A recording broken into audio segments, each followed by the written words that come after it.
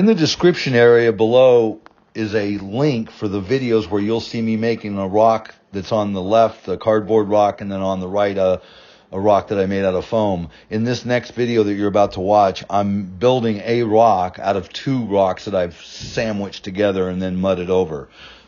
I'm going to make a name rock here. We've got two cardboard box rocks. This one's upside down, and I've just got a rock propping it up right now. We're going to mud it right into the ground. This is one that's setting right up. It used to be built on the ground. I just put it on top.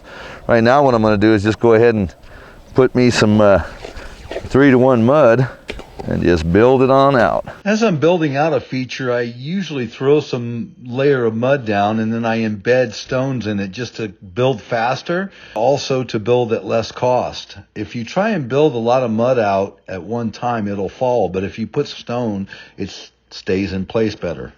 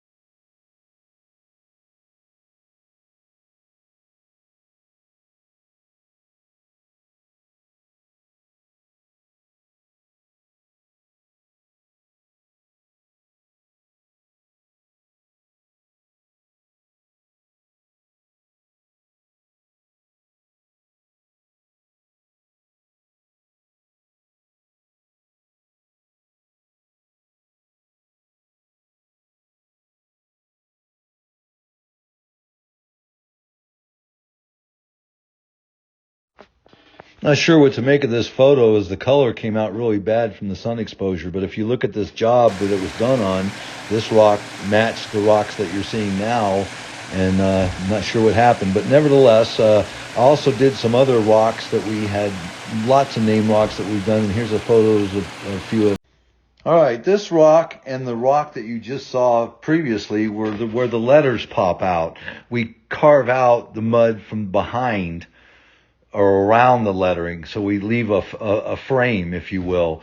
This is the same way. Again, we've created a frame and carved, and the letters are raised. Well, this one is done the same way. The letters are raised. The next one here coming up, the letters are only carved in, and the next one as well, this one's carved in. So you can do it both ways or a combination. So these are where we have a plaque that's embedded into the rock itself as we've mudded it and textured and stained it. I think we put the letters in after we've done them. This one here is, again,